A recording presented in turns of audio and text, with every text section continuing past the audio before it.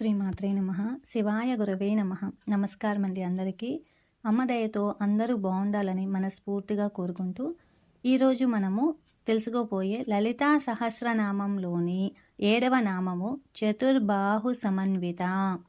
ఈ నామము అమ్మవారి రూపంలోని ఒక అద్భుతమైన తత్వాన్ని మనకు తెలియజేస్తుందన్నమాట. సాధారణంగా మనము అమ్మవారి చిత్రపటాలు గమనిస్తే కనుక అమ్మవారు 4 చేతులతో దర్శనమిస్తారు. అమ్మవారి ప్రతి రూపము, ప్రతి ఆయుధము, ప్రతి అక్షరం కూడా ఒక తత్వాన్ని సూచిస్తుందన్నమాట. లలితా సహస్రనామంలోని ప్రతి అక్షరం కూడా బీజాక్షరమే. అక్షర స్థానంలో చిన్న మార్పు జరిగినా కూడా ఆ అర్థం అనేది మారిపోతుంది. ఆ మంత్రంలోని వైబ్రేషన్ కూడా మారిపోతుందన్నమాట. అందుకే సరైన ఉచ్చారణ సాధనలో అత్యంత ముఖ్యమైనది. ఈరోజు మనము 7వ నామం అయిన చతుర్బాహు సమన్విత అనే నామాన్ని ఎలా ఉచ్చరించాలి, నామావళిలో ఎలా వస్తుంది, శ్లోకంలో ఎలా వస్తుంది, ఇంకా నామానికి అర్థము శాస్త్రీయ పరంగా, ఇంకా మనము ధ్యానం చేసేటప్పుడు అంటే జపం కానీ సాధన కానీ చేసేటప్పుడు మనసులో ఎలా భావన చేయాలి, ఆ నామం యొక్క ఫలితం కూడా ఈరోజు మనము తెలుసుకుందాము. వీడియోని ఎక్కడ స్కిప్ చేయకుండా పూర్తిగా చూడండి. కొత్తగా చూసేవాళ్ళు మన ఛానల్ని సబ్స్క్రైబ్ చేసుకోండి. మీ అభిప్రాయం కూడా కింద కామెంట్ చేయండి. ముందుగా మనము శ్లోకంలో ఇంకా నామావళిలో ఎలా ఉచ్చరించాలో తెలుసుకుందాము. శ్లోకంలో ఉద్యద్భాను సహస్రాభ చతుర్బాహు సమన్విత అనేసని వస్తుంది. ఇక్కడ ఉద్యద్భాను సహస్రాభ, భా అనేది దీర్ఘంగా చెప్తూనే చతుర్బాహు సమన్విత అనేసని పలకాలన్నమాట. నామావళిలో చతుర్బాహు సమన్వితాయై నమః అనేసని పలకాలి. ఇక్కడ నామావళిలో శ్రీ చతుర్బాహు సమన్వితాయై నమః అనైనా పలకచ్చు, ఓం చతుర్బాహు సమన్వితాయై నమః అని కూడా పలకచ్చు. చాలామంది శ్రీ చతుర్బాహు సమన్వితాయై నమః అనేసని పలుకుతారు. ఇంకా ఈ నామము 8 అక్షరాల నామము, అంటే చతుర్బాహు సమన్విత. ఈ నామము మధ్యలో ఎక్కడ కూడా ఆపకూడదండి. పూర్తి నామము ఒకేసారి పలకాలి. ఇంకా ఈ నామంలో ఒత్తులు దీర్ఘాలు చూసుకుంటే కనుక బా ఇంకా న్వి ఈ రెండు కూడా సంయుక్త అక్షరాలండి. బా అన్నప్పుడు బాకు రావత్తు వచ్చింది, ఇది రేపా అనేసి సంస్కృతంలో అంటారు. ఇంకా ఆకార దీర్ఘం కూడా వచ్చింది బా అనేసని. నీ అనేసని వచ్చింది కదా, నాకు వావత్తు వచ్చింది, ఈ కారం వచ్చిందనమాట. ఇంకా తా అన్నప్పుడు చివరన ఆకార దీర్ఘం వచ్చింది. అదే మనము పలికేటప్పుడు చతుర్ అన్నప్పుడు నాలుక పైకి తాకాలి, న్వి అన్నప్పుడు వేగంగా పలకాలి. అంటే చతుర్బాహు సమన్విత అనేసి, న్విత అన్నప్పుడు న్వి అనేది వేగంగా పలకాలన్నమాట. ఇంకా ఈ నామాన్ని పద విభజనలో చూస్తే కనుక చతుర్బాహు సమన్విత అని విభజించవచ్చు.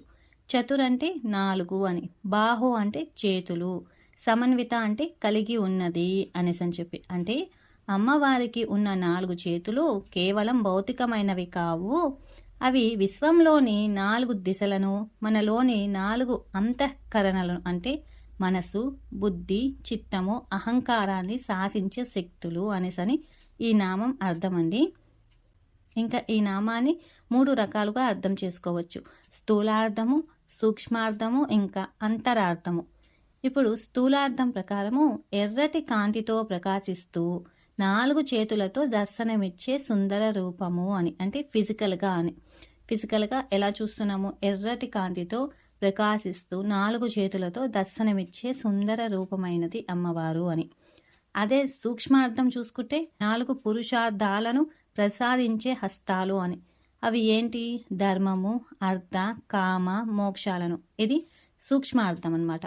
ఇంకా అంతరార్థం చూసుకుంటే కనుక యోగశాస్త్రంలో ఇవి 4 నాడీ కేంద్రాలను లేదా మనసులోని 4 అవస్థలను సూచిస్తుంది. ఏవేవి, జాగృత్, స్వప్న, సుషుప్తి, తురియ, వీటిని అనమాట. మనసు ఒక్కటే అయినా అది చేసే పనులను బట్టి 4 భాగాలుగా విభజించబడింది. అమ్మవారి 4 చేతులు ఈ 4ంటిని నియంత్రిస్తాయి అన్నమాట. మనసు అంటే ఇది సంకల్పాలు వికల్పాలు చేస్తుంది.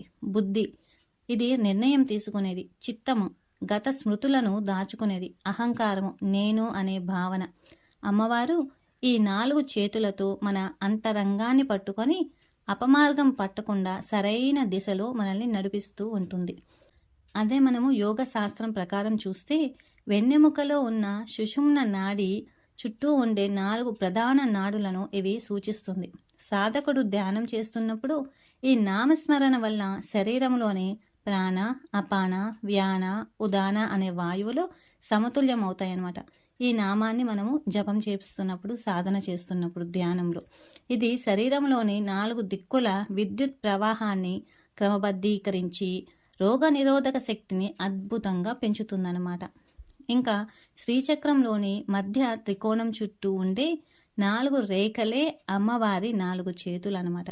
ఈ నామం జపించేటప్పుడు మన చుట్టూ ఒక రక్షణ కవచం అనేది ఏర్పడుతుంది. బీజాక్షరాల శబ్ద శక్తిని చూస్తే కనుక చ అనేది ఇది చైతన్య బీజము, మనస్సుని చురుగ్గా ఉంచుతుంది. హు అనేది ఇది ఆవాహన బీజము, అంటే దైవిక శక్తిని మనలోకి రప్పిస్తుందన్నమాట. వి అనేది ఇది ప్రవాహ శక్తి, నాడీ వ్యవస్థలో అడ్డంకులను తొలగిస్తుంది. ఈ నామం పలికేటప్పుడు గొంతు నుండి పొట్ట వరకు ఒక క్రమబద్ధమైన రిధము ఏర్పడుతుందన్నమాట. ఇంకా అక్షర గణితంగా చూస్తే కనుక చతుర్ అంటే 4, బాహు అంటే 2, మొత్తం కలిపితే 6 అనేసని, అంటే షట్చక్రాలు. ఈ 6 అంటే షట్చక్రాలు. ఈ నామం పలికేటప్పుడు మన శరీరంలోని 6 చక్రాలు ఏవి మూలాధారం నుండి ఆజ్ఞాచక్రం వరకు ఒకదానితో ఒకటి అనుసంధానం అవుతాయన్నమాట. ఇంకా సైంటిఫిక్గా, సైన్స్ పరంగా చూస్తే 4 చేతులను విజువలైజేషన్ వల్ల మెదడులోని మోటార్ కార్టెక్స్లో కొత్త న్యూరల్ కనెక్షన్ అనేది ఏర్పడుతుంది. ఇది మల్టీ టాస్కింగ్ సామర్థ్యాన్ని పెంచుతుందన్నమాట. అంటే ఈ నామం జపం వల్ల శరీరంలోని 4 ప్రధాన గ్రంథులు సమతుల్యమవుతాయి. ఏవేవి? పిట్యూటరీ, థైరాయిడ్, అడర్నల్, ఇంకా ప్యాంక్రీస్. ఈ 4 గ్రంథులు సమతుల్యమవుతాయన్నమాట. ఇప్పుడు ఈ నామాన్ని మనం జీవితానికి ఎలా అన్వయించుకోవాలి?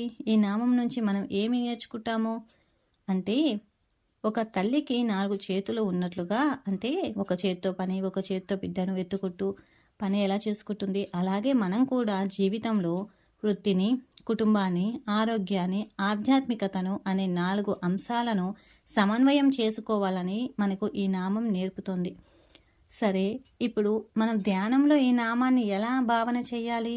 ఎలాగంటే, అమ్మా నీ 4 చేతులలో ఒక చేత్తో నా మనస్సును అంటే పాశాన్ని, మరో చేత్తో నా క్రోధాన్ని అంటే అంకుశాన్ని, ఇంకో చేత్తో నా ఇంద్రియాలు అంటే చెరుకు వెల్లును, చివరి చేత్తో నా జ్ఞానాన్ని అంటే పుష్ప బాణాలని నీ ఆధీనంలోకి తీసుకో, నన్ను నీవే నడిపించు అని ముందుగా భావన చేసి, తరువాత మనం నామం చెప్పేటప్పుడు అంటే జపం కానీ, సాధన కానీ, ధ్యానంలో కూర్చున్నప్పుడు ఇలా భావన చేస్తూ ఆ నామాన్ని మనము చెప్పుకోవాలన్నమాట, జపం చేసుకోవాలి.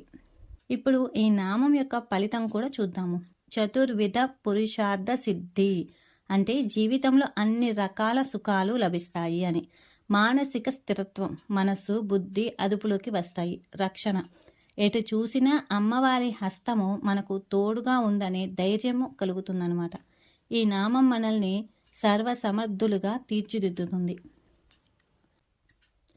రేపు మరొక నామంతో మళ్ళీ కలుద్దాము. శ్రీమాత్రే నమః. శివాయ గురవే నమః. సర్వం శ్రీ లలితార్పణమస్తు.